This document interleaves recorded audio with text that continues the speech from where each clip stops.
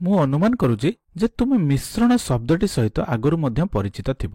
ଯଦି ଆମେ ଦୁଇ କିମ୍ବା ତାଠାରୁ ଅଧିକ ପଦାର୍ଥକୁ ଏକା ସାଙ୍ଗରେ ମିଶାଉଛନ୍ତି ତାହେଲେ ତାହାକୁ ହିଁ ଏକ ମିଶ୍ରଣ ବୋଲି କୁହାଯାଇଥାଏ। ଏହା କଠିନ, ତରଳ କିମ୍ବା ଗ୍ୟାସୀୟ ମଧ୍ୟ ହୋଇପାରେ ଏବଂ ସାଧାରଣତଃ ଭାବରେ ମିଶ୍ରଣ ଦୁଇ ପ୍ରକାରର ଅଟେ। ପ୍ରଥମଟିକୁ ଆମେ ଅସମଜାତୀୟ ମିଶ୍ରଣ ବୋଲି କହିଥାନ୍ତି। ଅସମଜାତୀୟର ଅର୍ଥ କ'ଣ? ଅସମର ଅର୍ଥ ହେଉଛି ଭିନ୍ନ ଭିନ୍ନ।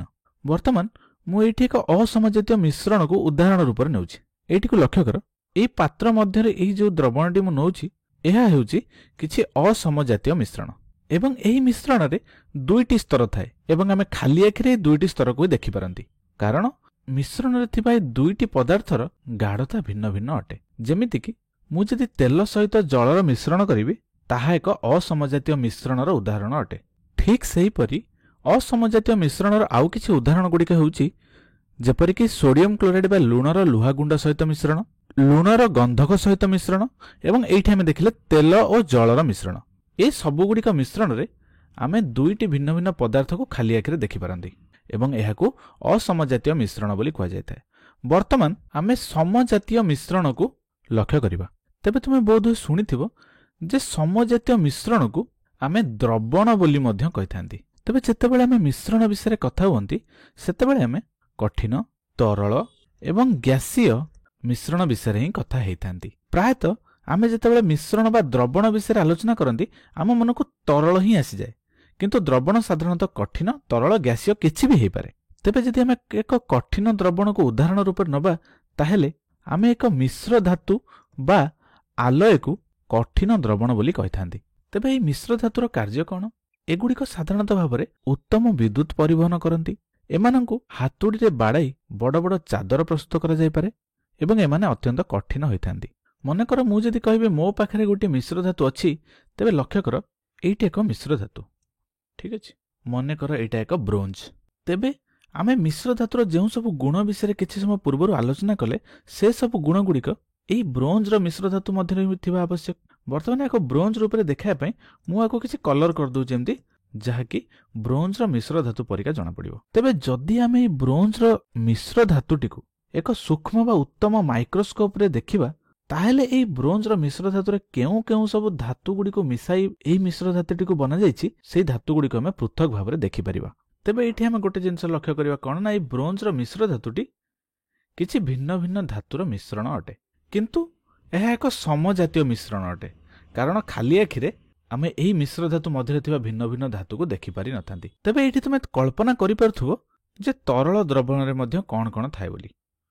ଠିକ୍ ଅଛି, ଯେତେବେଳେ ଆମେ ରସାୟନ ବିଜ୍ଞାନ ବିଷୟରେ ପଢ଼ନ୍ତି ସେତେବେଳେ ପ୍ରାୟତଃ ଆମେ ତରଳ ଦ୍ରବଣକୁ ହିଁ ଆଲୋଚନା କରିଥାନ୍ତି। ଆମେ କଠିନ ଦ୍ରବଣ ଓ ଗ୍ୟାସୀୟ ଦ୍ରବଣ ବିଷୟରେ ମଧ୍ୟ ଆଲୋଚନା କରନ୍ତି, କିନ୍ତୁ ପ୍ରାୟତଃ ତରଳ ଦ୍ରବଣ ବିଷୟରେ ଆଲୋଚନା କରିଥାନ୍ତି। ସାଧାରଣତଃ ଯେତେବେଳେ ଆମେ ଏକ ସମଜାତୀୟ ମିଶ୍ରଣ ବା ତରଳ ଦ୍ରବଣ ବିଷୟରେ ଆଲୋଚନା କରନ୍ତି ଆମ ମନକୁ ଏକ ସରଳ ଉଦାହରଣଟି ଆସେ, ଯାହାକୁ ଆମେ ଲୁଣ ପାଣି ବୋଲି କହିଥାନ୍ତି। ଠିକ୍ ଅଛି, ସାଧାରଣତଃ ଭାବରେ ଲୁଣ ପାଣିରେ ଯେଉଁ ଲୁଣ ଥାଏ ଲୁଣ ସୋଡିୟମ କ୍ଲୋରାଇଡ୍କୁ ନେଇକି ତିଆରି ଏବଂ ଏହି ସୋଡିୟମ କ୍ଲୋରାଇଡ୍ଟି ପାଣିରେ ବହୁତ ଜଲ୍ଦି ମିଶି ଯାଇଥାଏ। ଯେତେବେଳେ ତୁମେ କୌଣସି ସମୁଦ୍ର ନିକଟକୁ ଯାଇଥାଅ ତେବେ ସମୁଦ୍ରରେ ତୁମେ ଏହି ଲୁଣ ପାଣିକୁ ହିଁ ଲକ୍ଷ୍ୟ କରିଥାଅ। ଯଦି ତୁମେ ଏହି ସମୁଦ୍ର ଜଳ ବା ଲୁଣ ପାଣିର ଗୁଣଗତ ଧର୍ମଗୁଡ଼ିକୁ ମାପିବା ପାଇଁ ଚାହିଁବ ତାହେଲେ ତୁମେ ଦେଖିବ ଯେ ଲୁଣ ପାଣି ସମସ୍ତ ସ୍ଥାନରେ ସେମାନଙ୍କର ଗୁଣଗତ ଧର୍ମ ଏକାକାର ଅଟେ ଏବଂ ମାଇକ୍ରୋସ୍କୋପରେ ଏହା ସମଜାତୀୟ ମିଶ୍ରଣ ପରି ଦେଖାଯାଏ, ଅଥବା ଆମେ ଏଥିରେ ଥିବା ଉପାଦାନ ଗୁଡ଼ିକୁ ଅଲଗା ଅଲଗା ବା ପୃଥକ ଭାବରେ ଦେଖିପାରନ୍ତି ନାହିଁ। ଯଦି ତୁମେ ତରଳ ଦ୍ରବଣକୁ ଯାହାକି ଲୁଣ ପାଣିକୁ ଯଦି ତୁମେ ପାରମାଣବିକ ସ୍ତରରେ ଦେଖିବ ତାହେଲେ ତୁମେ ଦେଖିବ ଯେ ପାଣିର କିଛି ସୂକ୍ଷ୍ମ ସୂକ୍ଷ୍ମ ଅଣୁଗୁଡ଼ିକ ଅଛି। ମନେକର ଏଇଟା ହେଉଛି ପାଣି ଏବଂ ଏଇଟା ହେଉଛି ଅକ୍ସିଜେନ ଏବଂ ପ୍ରତ୍ୟେକରେ ଦୁଇଟି ଲେଖା ହାଇଡ୍ରୋଜେନ ଏମିତି କିଛି ଲାଗିକି ରହିଥାଏ ଏବଂ ଏହାର ଏହି ପ୍ରାନ୍ତଟି ସାମାନ୍ୟ ଭାବରେ ଯୁକ୍ତ ଚାର୍ଜ ବହନ କରେ ଏବଂ ଏହି ପ୍ରାନ୍ତଟି ସାମାନ୍ୟ ଭାବରେ ବିଯୁକ୍ତ ଚାର୍ଜ ବହନ କରେ। ଠିକ୍ ସେହିପରି ଏଥିରେ ମଧ୍ୟ ଏହି ପ୍ରାନ୍ତଟି ଯୁକ୍ତ ଚାର୍ଜ ବହନ କରେ ଏବଂ ଏହି ପ୍ରାନ୍ତଟି ସାମାନ୍ୟ ଭାବରେ ବିଯୁକ୍ତ ଚାର୍ଜ ବହନ କରେ। ଏଇଠି ଏଇ ଯେଉଁଟା ମୁଁ ଲେଖିଛି ଏହାକୁ ଡେଲ୍ଟା କୁହାଯାଏ। ଡେଲ୍ଟାର ଅର୍ଥ ସାମାନ୍ୟ ଯୁକ୍ତ ଚାର୍ଜ ଏବଂ ସାମାନ୍ୟ ବିଯୁକ୍ତ ଚାର୍ଜ ବହନ କରେ।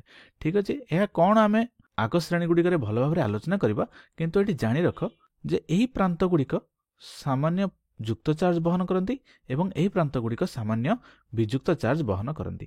ଠିକ୍ ଅଛି, ସାଧାରଣତଃ ଭାବରେ ଯେଉଁ ପ୍ରାନ୍ତରେ ହାଇଡ୍ରୋଜେନ୍ ଥାଏ ସେଗୁଡ଼ିକ ସାଧାରଣତଃ ଭାବରେ ଯୁକ୍ତ ଚାର୍ଜ ବହନ କରନ୍ତି ଏବଂ ଯେଉଁ ପ୍ରାନ୍ତରେ ଅକ୍ସିଜେନ୍ ଥାଏ ସେହି ପ୍ରାନ୍ତଟି ସାମାନ୍ୟ ବିଯୁକ୍ତ ଚାର୍ଜ ବହନ କରନ୍ତି। ଏବଂ ଯେତେବେଳେ ଏହା ମଧ୍ୟରେ ଆମେ ସୋଡିୟମ୍ କ୍ଲୋରାଇଡ୍କୁ ମିଶାଇବା ତେବେ କ୍ଲୋରାଇଡ୍ ଆୟନଟି କ'ଣ ଆମେ ଜାଣିଛନ୍ତି ନା ବିଯୁକ୍ତ ଚାର୍ଜ ବହନ କରେ ଏବଂ ବିଯୁକ୍ତ ଚାର୍ଜ ବିଶିଷ୍ଟ ଏ କ୍ଲୋରାଇଡ୍ ଆୟନଟି ଏହି ଯୁକ୍ତ ଚାର୍ଜ ଆଡ଼କୁ ଏମିତି ଆକର୍ଷିତ ହେବ। ଏବଂ ଠିକ୍ ସେହିପରି ଯଦି ଆମେ ସୋଡିୟମ୍ ଆୟନକୁ ଲକ୍ଷ୍ୟ କରିବା, ସୋଡିୟମ୍ ଆୟନ ଗୁଡ଼ିକ କ'ଣ ନା ଯୁକ୍ତ ଚାର୍ଜ ବିଶିଷ୍ଟ ଆୟନ।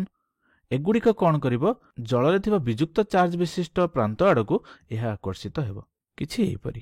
ଏବଂ ଯେତେବେଳେ ଆମେ ମାଇକ୍ରୋସ୍କୋପରେ ଦେଖିବା ଆମେ ଏହି ଭିନ୍ନ ଭିନ୍ନ ଅଂଶଗୁଡ଼ିକୁ ଦେଖିପାରିବା। ଏବଂ ଏହି ଲୁଣ ପାଣିର ଦ୍ରବଣ ମଧ୍ୟରେ ଯଦି ଆମେ ଏକ ସୂକ୍ଷ୍ମ ଦୃଷ୍ଟିକୋଣରେ ଲକ୍ଷ୍ୟ କରିବା ତାହେଲେ ଆମକୁ ଏମିତି କିଛି ଦେଖାଯିବ ଯେ ସେମାନେ ସମାନ ପ୍ରକାରର ବିଦ୍ୟୁତ୍ ପରିବହନ କରୁଛନ୍ତି, ସମାନ ପ୍ରକାରରେ ପ୍ରତିକ୍ରିୟା କରୁଛନ୍ତି ଏବଂ ସେଥିପାଇଁ ଏହି ଦ୍ରବଣଟି ଆମକୁ ଏକ ସମଜାତୀୟ ମିଶ୍ରଣ ପରି ହିଁ ଜଣାପଡ଼ିବ। କିନ୍ତୁ ଏଇଠି ତୁମେ ଭାବିବନି ଯେ କେବଳ ଲୁଣ ପାଣି ହିଁ ଏକ ସମଜାତୀୟ ମିଶ୍ରଣ। ଲୁଣ ପାଣି ଛଡ଼ା ଅନ୍ୟ କିଛି ସମଜାତୀୟ ମିଶ୍ରଣ ଗୁଡ଼ିକ ମଧ୍ୟ ଅଛି, ଯେପରିକି ଚିନି ପାଣି ମଧ୍ୟ ଏକ ତରଳ ଦ୍ରବଣ ବା ସମଜାତୀୟ ମିଶ୍ରଣ ଅଟେ। ଏହିପରି ଭିନ୍ନ ଭିନ୍ନ ପ୍ରକାରର ଅନେକ ମାତ୍ରାରେ ତରଳ ଦ୍ରବଣ ଅଛି। ଏବଂ ଏଇଠି ଗୋଟେ କଥା ମନେ ରଖ ଯେ ରାସାୟନିକ ବିଜ୍ଞାନରେ ସାଧାରଣତଃ ଭାବରେ ଆମେ ଜଳକୁ ଦ୍ରାବକ ବୋଲି ହିଁ କହିଥାନ୍ତି, ଠିକ୍ ଅଛି। ସେହିପରିକା ଏହି ଦ୍ରାବକ ମଧ୍ୟରେ ଯେଉଁ ପଦାର୍ଥଟି ଅଧିକ ମାତ୍ରାରେ ରହିଥାଏ ବା ମିଶି ଯାଇଥାଏ ତାହାକୁ ଆମେ ଦ୍ରବ ବୋଲି କହିଥାନ୍ତି। ଏବଂ ଏଇଠି ଆମେ ଏଇ ଯେଉଁ ସୋଡିୟମ୍ କ୍ଲୋରାଇଡ୍ଟିକୁ ଦେଖୁଛନ୍ତି ଏହି ସୋଡିୟମ୍ କ୍ଲୋରାଇଡ୍କୁ ଆମେ ଦ୍ରବ ବୋଲି କହିଥାନ୍ତି ଏବଂ ଏହା ଜଳ ମଧ୍ୟରେ ମିଶି ଯାଉଛି ଏବଂ ସେଥିପାଇଁ ଆମେ ଜଳକୁ ଦ୍ରାବକ ବୋଲି କହିଥାନ୍ତି, ଠିକ୍ ଅଛି। ଏବଂ ଯେତେବେଳେ ଆମ ପାଖରେ ଗୋଟେ ଦ୍ରବଣ ଥାଏ ଏବଂ ସେଥିରେ କିଛି ଉପାଦାନ ଗୁଡ଼ିକ ମିଶି ଯାଇଥାଏ ତାହାକୁ ଆମେ ଆକ୍ୱସ୍ ଦ୍ରବଣ ବୋଲି କହିଥାନ୍ତି ଏବଂ ଯାହାକୁ AQ ସଂକେତ ଦ୍ୱାରା ଲେଖାଯାଇଥାଏ, ଠିକ୍ ଅଛି। ଏବଂ ପରିଶେଷରେ ଆମେ ଗ୍ୟାସୀୟ ଦ୍ରବଣ ବିଷୟରେ ଆଲୋଚନା କରିବା। ଏବଂ ସବୁଠୁ ଉତ୍ତମ ଗ୍ୟାସୀୟ ଦ୍ରବଣଟି ହେଉଛି ଯାହାକୁ ଆମେ ଶ୍ୱାସ ଦ୍ୱାରା ବର୍ତ୍ତମାନ ଗ୍ରହଣ କରୁଛନ୍ତି। ଏବଂ ତା ସହିତ ଆମ ଚାରିପଟରେ ଥିବା ବାୟୁ ଗୁଡ଼ିକ ମଧ୍ୟ ଗ୍ୟାସୀୟ ଦ୍ରବଣ ଅଟେ। କ'ଣ ନା ଆମ ଚତୁଃପାର୍ଶ୍ୱରେ ଥିବା ବାୟୁ ଗୁଡ଼ିକ ଏକ ପ୍ରକାରର ଗ୍ୟାସୀୟ ଦ୍ରବଣ ଅଟେ ଏବଂ ଏହା ମଧ୍ୟରେ ଥିବା ଧର୍ମ ଗୁଡ଼ିକ ମଧ୍ୟ ଏକ ପ୍ରକାରର ହୋଇଥାନ୍ତି। ଏବଂ ଆମେ କ'ଣ ଜାଣନ୍ତି ଯେ ଆମ ଚତୁଃପାର୍ଶ୍ୱରେ ଥିବା ବାୟୁ ବା ଗ୍ୟାସ୍ ଏଥିରେ ଅନେକ ପରିମାଣର ନାଇଟ୍ରୋଜେନ୍, ଅକ୍ସିଜେନ୍, କାର୍ବନ ଡାଇଅକ୍ସାଇଡ୍ ଏବଂ ଅନ୍ୟାନ୍ୟ ଅଣୁଗୁଡ଼ିକ ମିଶ୍ରିତ ହୋଇକି ବା ମିଶ୍ରଣ ଆକାରରେ ଥାନ୍ତି। ଏବଂ ସେଥିପାଇଁ ଆମେ ଏକ ଗ୍ୟାସୀୟ ଦ୍ରବଣର ଉଦାହରଣକୁ ବାୟୁ ବୋଲି ନେଇପାରିବା। ତେବେ ଏଇଠି ଆମେ ସମଜାତୀୟ ଓ ଅସମଜାତୀୟ ମିଶ୍ରଣ ବିଷୟରେ ଆଲୋଚନା କଲେ। କ'ଣ ଦେଖିଲେ ନା ମିଶ୍ରଣ ଦୁଇ ପ୍ରକାରର, ଅସମଜାତୀୟ ମିଶ୍ରଣ ଏବଂ ସମଜାତୀୟ ମିଶ୍ରଣ।